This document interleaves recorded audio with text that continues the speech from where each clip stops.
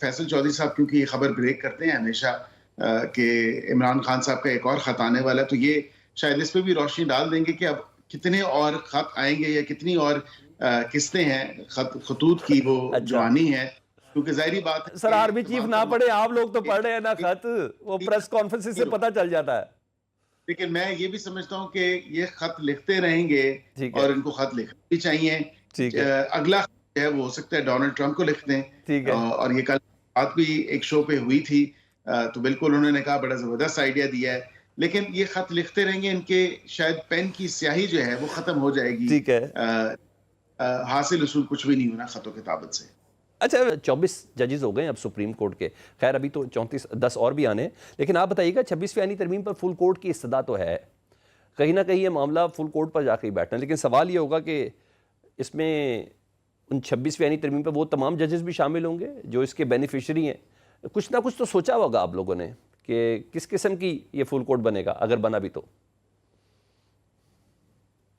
دیکھیں سلمان صاحب، یہ حکومت کا کام نہیں ہے کہ وہ فل کورٹ بنائے، اور یہ کیونکہ آئینی بینچ کا معاملہ ہے اور آئینی بینچ کے پاس تمام تر پٹیشنز جو ہیں وہ اب ان کے پاس ہیں، انہوں نے منجمد کر دی ہیں، کلب کی ہیں جسے ہم لیگل زبان میں ہم کہتے ہیں. اب وہ ان کے اوپر نوٹسز بھی جاری ہو چکے ہیں، اب اس کے اوپر کیا معاملہ آتا ہے، تو ظاہری بات ہے کہ اس تمام تر ایشو پہ آئینی بینچ ہی فیصلہ کرے گا کہ فل کورٹ بننا چاہیے یا نہیں بننا چاہیے. تو یہ تمام تر معاملہ دیکھنے والا ہے آئینی بینچ کا. حکومت کا اس سے کوئی سروکار نہیں ہے، اور حکومت کسی قسم کی کوئی ایڈوائس یا سجیشن نہیں دے سکتی. یہ تمام تر معاملہ آئینی بینچ نے دیکھنا ہے کہ اچھا اس میں پہ فل سادے کورٹ الفاظ بننا. میں بتا دیتا ہوں، آپ بالکل صحیح کہہ رہے ہیں، آپ کی مسکراہٹ میں مجھے بہت سی چیزیں نظر آ جاتی ہیں، لیکن مجھے آپ یہ بتا دیں اگر جو اس وقت پوزیشن اپوزیشن کی ہے اگر آپ کی ہوتی اور اس موقع پر یہ تمام صورتحال ہوتی تو اس وقت بھی آپ یہی کہتے کہ جو ان کی مرضی وہ کریں، ہم کسی قسم کا کوئی ہمارا معاملہ ہے نہیں؟ دیکھیں میں اس وقت بھی یہی کہتا کہ جو آئین اور قانون میں ہے، ہم نے آئین اور قانون کی ہی جنگ لڑنی ہے، اور اسی حوالے سے جو ہے جو اس میں درج ہے اسی حوالے سے جو ریکورسز ہمیں اویلیبل ہوں گے ہم وہی یوٹیلائز کریں گے، اور اس میں بھی یہی بات ہے، اس سے زیادہ تو کوئی اور بات نہیں ہے. ہم نے بھی اپنے کیسز فائٹ آؤٹ کیے تو وہیں پہ کیے. یہ بالکل جتنے انہوں نے قوانین آرڈیننسز کے تھرو یہ لے کے آئے تھے، ان تمام کو ہم نے جو ہم سمجھتے تھے کہ غلط ہیں ہم نے ان کو چیلنج بھی کیا، ٹھیک ہے. اور انہوں نے اسٹرائک ڈاؤن بھی کیا ان کو. اچھا واٹ اباؤٹ اسلام آباد ہائی کورٹ؟ ڈوگر صاحب تو اس وقت قائم مقام چیف جسٹس تو بن گئے.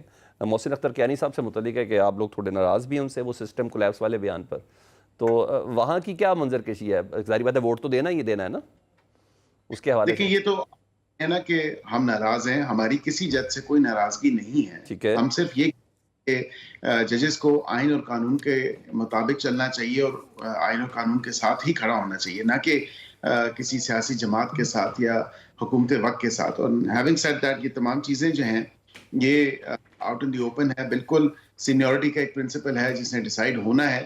ابھی اسی وجہ سے وہ acting chief justice as of this morning انہوں نے اپنا اوتھ لیا ہے، اور جب یہ سینیورٹی کا معاملہ ڈیسائیڈ ہوگا کہ دونوں جج صاحبان میں سے کون سینئر ہے، تو پھر اس کے بعد ہی جو ہے فارمل جو ان کا معاملہ ہوگا جس بھی جج کا کہ ان میں سے چاہے محسن اختر کیانی صاحب سینئر ہیں یا دوسرے جج صاحب سینئر ہیں، اور چیف جسٹس کس نے بننا ہے، تو وہ فارملی پھر تمام تر معاملہ جب تک چیف جسٹس نہیں ڈیسائیڈ کرتے، کیونکہ ایک تو ریپرزنٹیشن ڈیسائیڈ ہو چکی ہے، ٹھیک ہے. چیف جسٹس کورٹ نے جو ڈیسیجن دیا ہے، لیکن اب غالباً یہ معاملہ جب چیف جسٹس کے پاس جائے گا تو انہی کا ڈیسیجن ہے وہ کیا ڈیسیجن.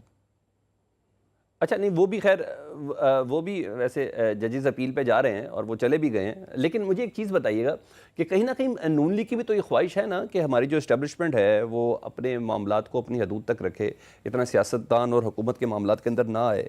اگر ایسا ہی ہے سیاست سے فوج کے کردار کو ختم ہونا چاہیے، اگر یہ بات ہے تو اگر آرمی چیف صاحب جواب نہیں دے رہے تو کم از کم نون لیگ کی حمایت میں آ جائے کہ جی ہاں عمران خان صاحب صحیح کہہ رہے ہیں کہ فوج کو سیاست میں عمل دخل نہیں دینا چاہیے. دیکھیں ہم تو یہی کہتے آئے ہیں کہ فوج کا کوئی کردار نہیں ہے. آئین میں کہاں پہ لکھا ہے کہ آپ فوج کو خط لکھیں؟ آئین میں کہاں پہ لکھا ہے کہ فوج کے سپہ سالار کو کہیں کہ آپ اپنی پالیسی شفٹ کریں؟